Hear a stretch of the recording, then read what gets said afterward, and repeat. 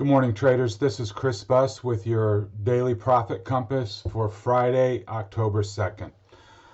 Okay, by now you've probably heard that the President and First Lady have tested positive for COVID. That happened about 1 o'clock last night, and futures have subsequently sold off. What I want to do this morning is just focus on the indexes. It's almost impossible to go through a zillion names and look at possibilities. I think everything's going to be driven off of the indexes and certain groups like travel and commodities and stuff like that are selling off worse than the average stock right at the moment. The FANG names are off a couple percent, which is in line with what the NASDAQ is off right now. The SPY and small caps are currently trading about 1.5% off, but things are bouncing around pretty fast. So by the time I get this video done and rendered, things could obviously have already changed from the time of the video. But I do want to go through several scenarios with you just so you can get the lay of the land and have a game plan heading into today. So let's look at the charts and look at some key levels. So here's the SPY 2-hour. We finished the day yesterday up in this 337 range, and we have double bottom tested in the pre-market. This gap support here at 332. Now, to my eye, that's the key level because we've got a $3 gap below. So as long as this 332 holds, the selling will be contained and offers the possibility of a bounce back up, possibly all the way. Don't forget, we're going to have a big gap down, so we're going to have an open gap above wherever price happens to open, and so there's the possibility that they gun it higher just to close the gap and then decide what to do. The alternative scenario is wherever they open, they start selling from there. So below 332, I think you'd have to favor a gap fill down to 329. And if 329 fails, then you're down at the lower end of the range, with the next target being 322, $7 lower. That seems like a stretch for today, but you never know. There could be more information that comes out during the day. We've got the jobs report at 8:30. So in recent months, it really hasn't meant much as far as price movement, but with the backdrop of the president having COVID and some surprise number on the jobs, who knows what could happen. So on SPY, I think 332 is your pivot. If you see that 332 tested in the, once the regular session opens and it looks like it's going to hold, you could get long against 332 and hope for a bounce. And if you're wrong, your stop is just below and you get a paper cut, and then you'd have to, reassess. But that level has held in the pre-market, so that is that's a good sign. On the 30-minute chart, it just blows up the range and shows you more detail on what we just discussed. This 332 here looks like the key pivot for the morning and the rest of the day. Above, we can try or hope for a long gap fill if they just dismiss the information.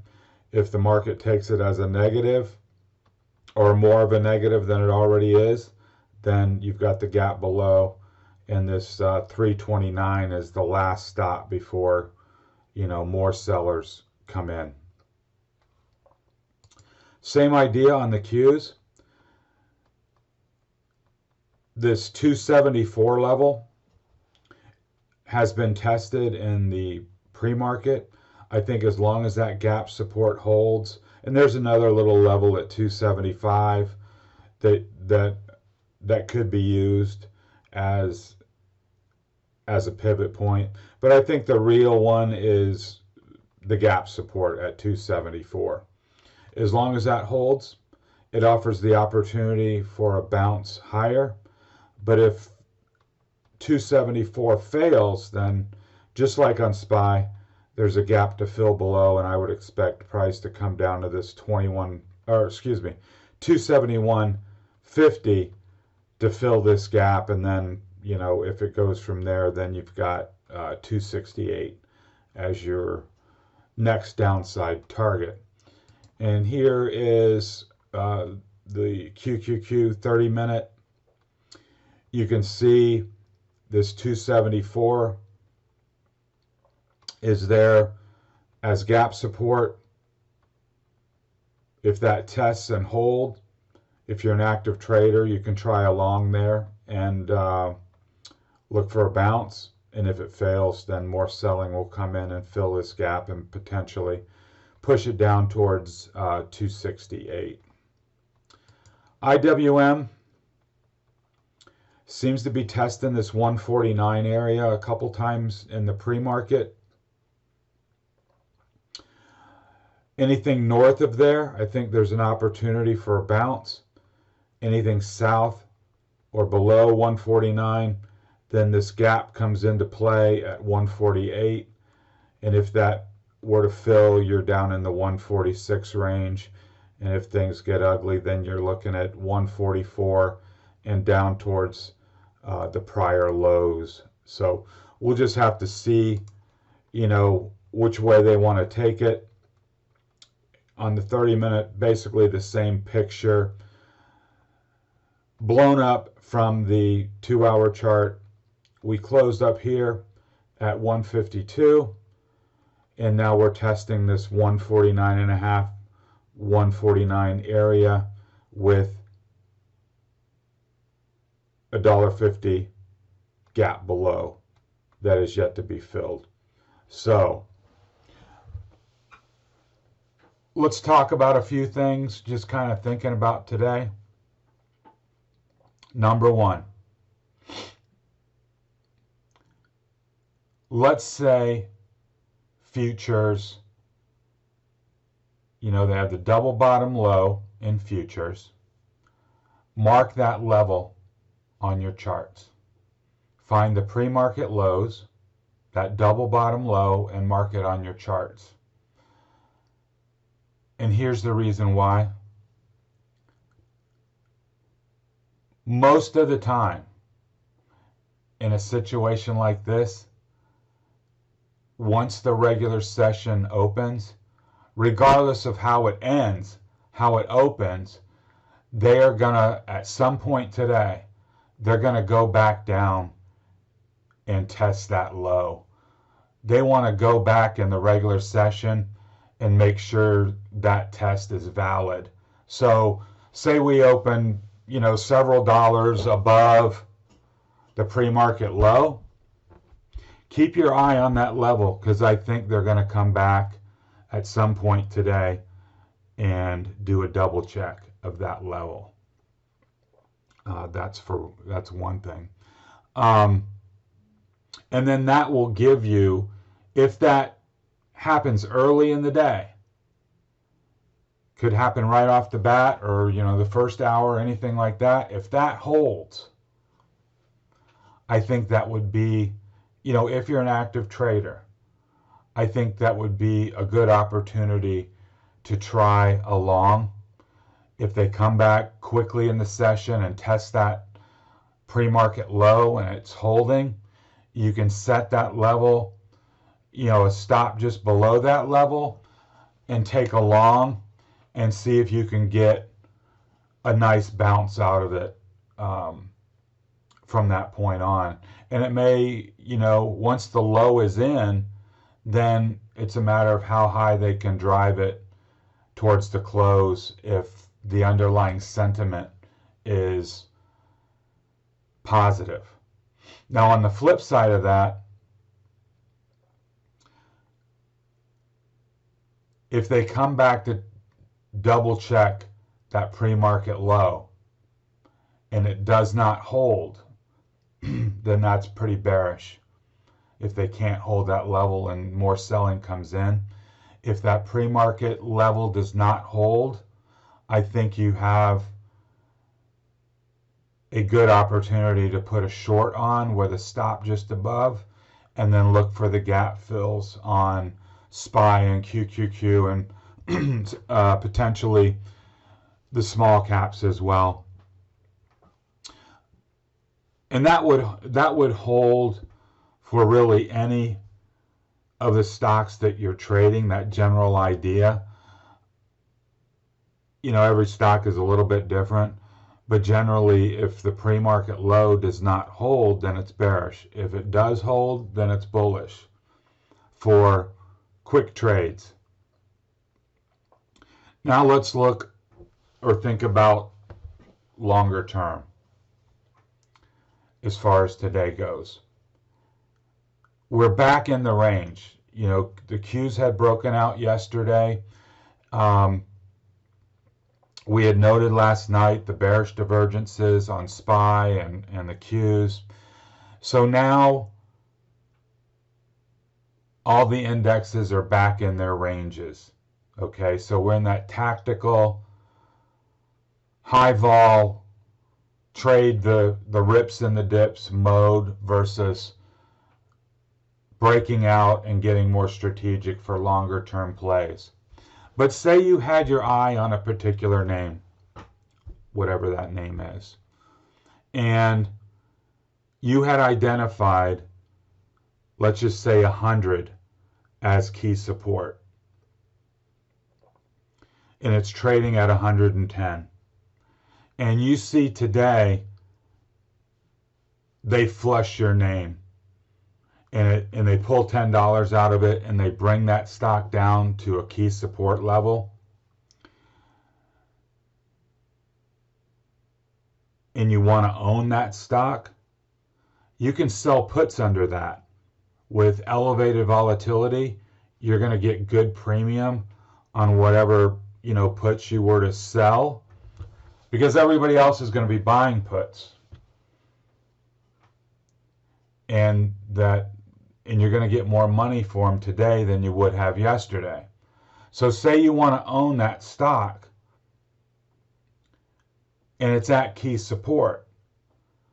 You could sell a 95 put, collect that premium, and then if it sells off to 95 or lower, you're going to be assigned that stock. 100 shares for every contract that you sell. But if you wanted it anyways, then you're getting it at even a further discount, because you will have collected, let's say, I'm just using for example, $5 for the put. Then in reality you're buying it at $90, you know, because it went from 100 to 95. You were selling the put there. You collected $5 by selling that put. So when it's assigned to you, your cost basis is really $90. That's a great strategy for a stock that you want to own. And there's a lot of guys in the room, that's all they do all day long is sell put premium. Okay, let's think about another strategy, and that would be selling a put spread. So if you identified that 100 as key support, and during all this selling that support held, you could sell let's just use an example, a 95-90 put spread, and collect that premium, and then set a stop if price were to drop, say, below 97.5. It's just like a call spread in reverse. You're selling a put spread rather than buying a call spread for a stock that you think is going to go up. So that's another example of using the elevated volatility on the sell-off to your advantage. Let's think about a few more things.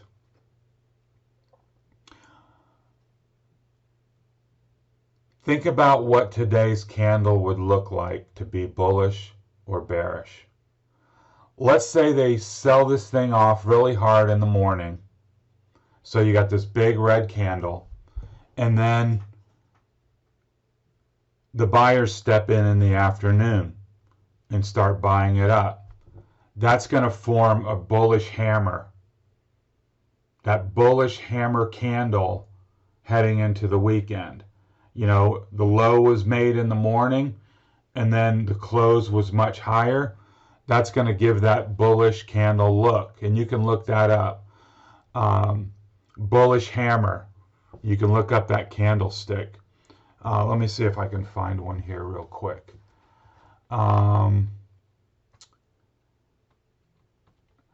This kind of has the look right here.